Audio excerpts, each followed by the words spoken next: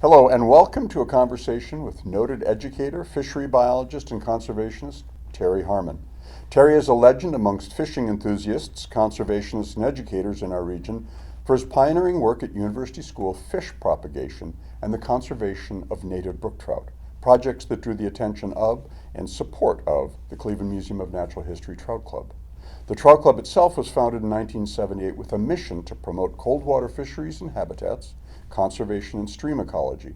The Trout Club also sponsors classes, activities, and events related to fly fishing and outings to a variety of prime angling locations throughout the year. Today, we want Terry to tell his unique story of a life with trout. Thank you.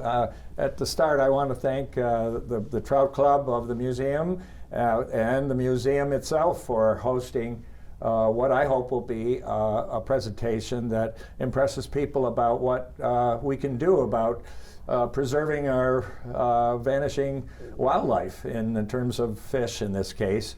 You wanted to talk about the native trout. Right. So, I mean, there's a great story here about yes, a it native is.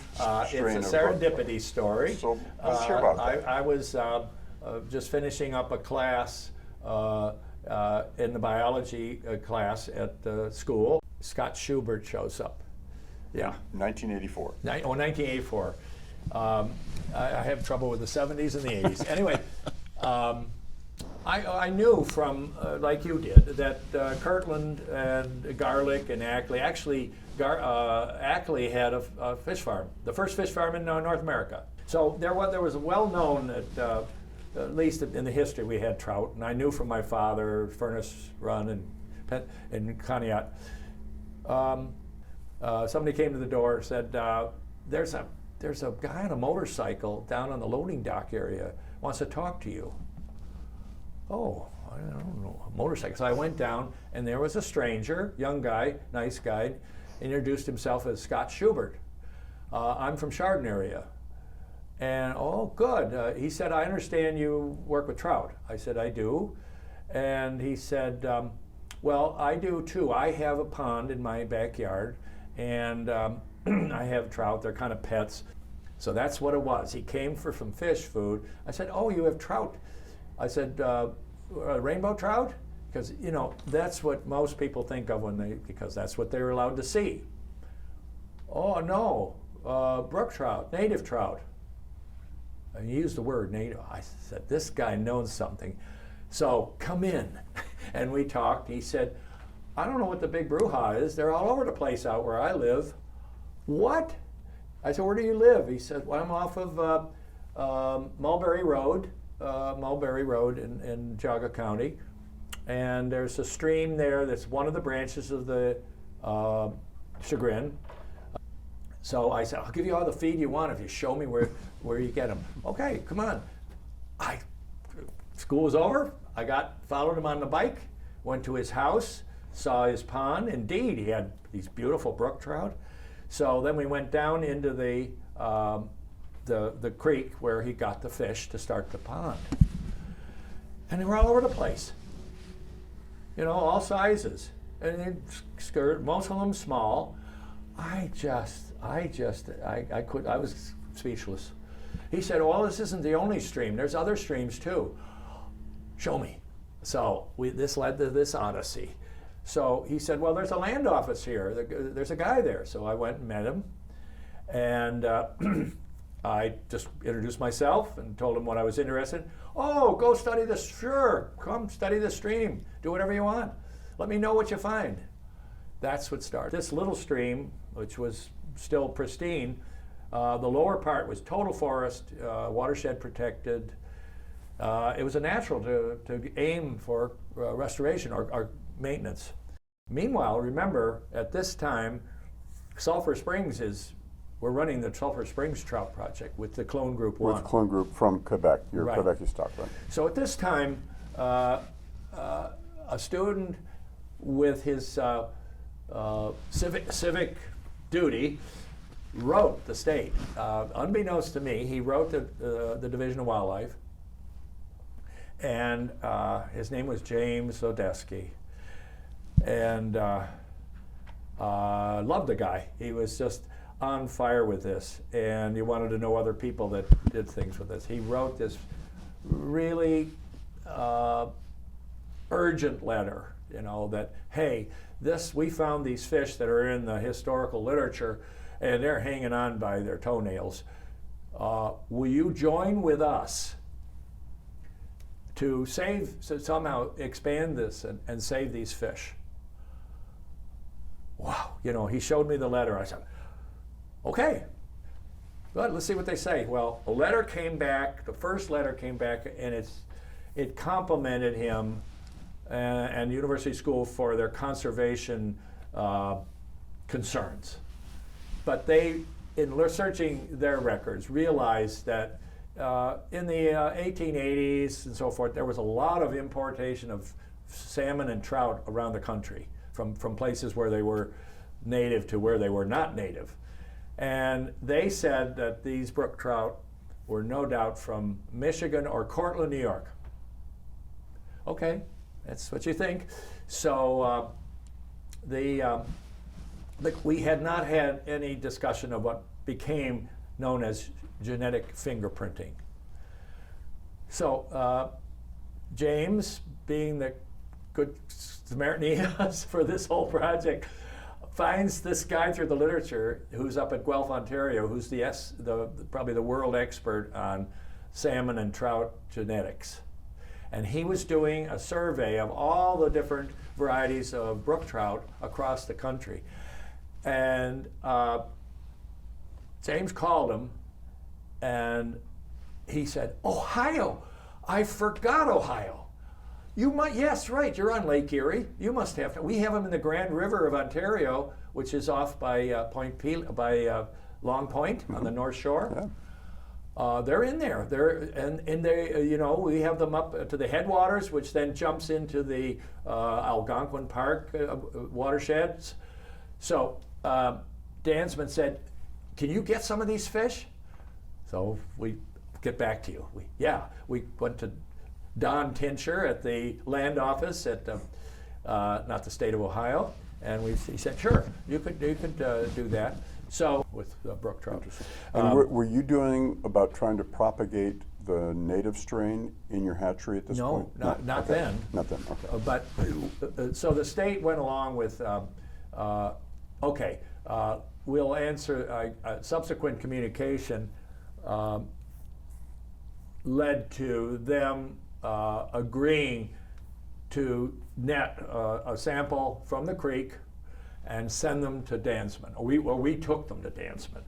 So I remember going over there with one of their biologists named Vince LeConte, who was a friendly guy, but he certainly didn't set policy for the Division of Wildlife.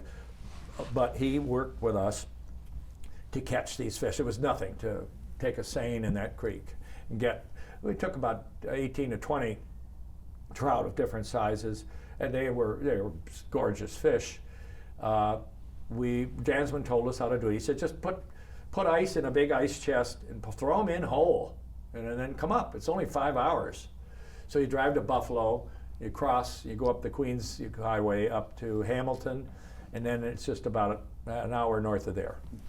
And he said, come up, you bring your students, we'll put them up for the weekend. They can check the college, we can stay at a dorm. He said, I want these fish. And we'll show you how we do genetic fingerprinting. So, wow, this is great. And we got a bus driver. I think we had 12 kids, 15 kids. Wanted to see this genetics lab. And up we go, and he is ecstatic. He's a very tall man, very gracious. Takes us right away into the lab, bring the fish in, and he said, we'll work on these right now. We'll get our first sample, and then tomorrow we'll show you the sequences. So we were hosted that night at the dorm. We had food. Next morning, breakfast, we come over, and just about the whole day we went through this lab, and different researchers were showing us different things. It was totally new to us, it was totally new to most people then. So Dansman's idea was, he was interested with a geologist on how these trout could trace the post-glacial invasion of watersheds as they move north, as the ice retreats. So we left the fish with it, and he said, I'll call you. I won't write you. We'll call you as soon as we get a determination. So what is a determination? Well, they have unique alleles in their genetic makeup, and enough statistically significant enough different alleles that it could set them off as a separate either subspecies or population at least. So the call came to the school, where's James? I want to talk to James. You do have a fish, a unique fish. And it turns out he's not unique just to Ohio. He's unique to a corridor. And that's the whole interesting thing. He said the refuge was probably West Virginia. Down there, that clone group is in West Virginia. And then he said, what's the most logical pathway is likely, look at the map. We got the Ohio River and the Kanawha rivers. Those are big rivers. Picture them in post-glacial time. God, the water that must have been. Now you have the at Marietta. You have the what's the Muskingum? the Tuscarora is north of that. Goes into it. Is that Muskingum? Muskingum. Yeah. So then up Muskingum, up Tuscarora, and then when you get to the Akron Summit Lakes, begins the watersheds into the north to Lake Erie.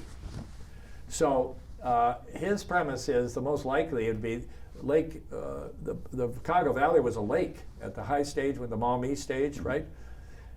And guess what comes in as a major stream from the east? Tinker's Creek.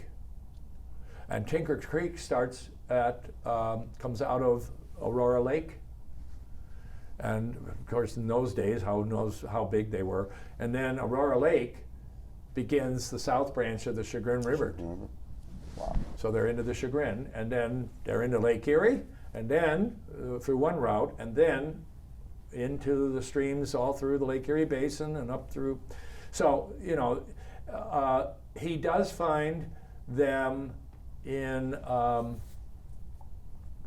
several places. I think he said that they are in rivers north to the park, Algonquin. Algonquin, okay. So this And is the same strain as you then would find in southern Ontario. Yeah. North of Right. Lake Erie. Yeah. And this dovetails with a most recent report on post-glacial refuges for these fish. He mentions that the Ohio fish is not unique to Ohio. It can't be. I mean, it got here from somewhere else. Right. So, But it wasn't put here. it wasn't put here. Right, It was put here by itself. It confirmed that it was in fact a native Right. strain. Yeah. So once that got established that this was a unique fish, the Division of Wildlife became very interested. And then came the Museum of Natural History's dinner meeting with. So let's just talk about that, because this is now where the museum's trout club, and the trout club being composed of folks who are enthusiasts for cold water streams and fisheries and fellowship and all the rest of it. But they obviously were very interested in what you had been doing with brook trout, and I'm sure very interested in the Sulphur Springs thing. But now this is sort of a game changer where we now have a native fish, a threatened gene pool. Exactly. We found a place that was a neutral, perfect place to raise these fish artificially at a private property in Waite Hill. The estate had been built in the 1890s, and they had a spring house, a beautiful stone spring house, a quarter the size of this room, and lined with stone, and 3 sources of water coming in, plus springs coming out of the bank all along, falling into the East Branch. And on the end of the edge of the property, they built a small pond like we had at Madison, same thing. And they had formalized this as a water garden. Water came out of the spring house through a rock bordered channel into a pool that looked like a swimming pool. It had steps down into it but it was ice water. I don't know who could swim in it. The outlet was a standpipe that then led to the pond, and the pond then, which was dammed by a concrete barrier, was badly eroding, bad site. It was right on the precipice of this cliff leading to the East Branch, water cascading down the cliff. We built a hatchery for the native brook trout. So this is in what year? So the brook trout were discovered in '84. So what year are you now? We're 80, about 87. Okay, and the Division of Wildlife is supportive of your effort? Right. That was why we did it. Now we had no argument. They didn't like the fact that we had a hatchery at our school where we had been working with Quebec trout. Right. And I said, there's no problem with separating them. You know, we in our hatcheries, fish get mixed. And okay, so we pursued this, but it gave us another project. Now, this was 15 minutes from school. Now, this is another, again, we had time. We built a hatchery that used this water from the water ram pipe as a source, and it turned out beautiful. We had 2 tiers of hatchery troughs. A building, it was 14 by 8. It was right on the hillside. It looked like it had a sloped roof, and it was really nice. We worked hard. We put windows in it, and the pipe came in to the side of the building, and then it was dispersed through 2 gate valves for each trough, and the water then went out to the end of the trough, went down a drain to a common drain, and then out to the brook. So then that necessitated getting a broodstock. And the largest trout that were in those creeks are like that. So again, a division representative went with us. I think we came up with something like 80 small fish. So the division representative is with you, but you guys have built the Right. hatchery. You guys are actually collecting the fish. Right. You're really putting the whole thing together. Yeah, we financed the whole thing. Got it. But we're trying to build this relationship now. Things are going okay. By 2 years later, and kids would go there and feed. Watercress lines the bank of the creek coming into this pond. You could have a dinner of watercress taken. It was just a most beautiful place, and the hatchery worked great. The water was flowing, ready for eggs. We don't have eggs yet. So the pond, which probably had been built around the 1890s too, was so filled in with leaves. You go in there with waders, and I mean, you just sank in it. There was a deep area, maybe 7, 8 feet. It was such cold water, it didn't matter if it was deep. Trees shaded it, it was safe. The doctor had told us that in the past he had had rainbow trout in there, but poachers would come all the time. He said, I can't keep fish here. So what are we going to do? We're not going to post a sentry on the place. So the word, he thought, because there were no more fish in there for several years, that the word would be among these poachers. It's not worth going there. So we put these 80-some brook trout in there, and 2 years later, they were big. They really grew. They exploded. It was like the word was, they're genetically stuck at this side. No, they sprung out just like brook trout everywhere up in Labrador. They got big. We fed them. The water was perfect. So I guess in 88, this fall, you could tell they were nosing up into the watercress creek.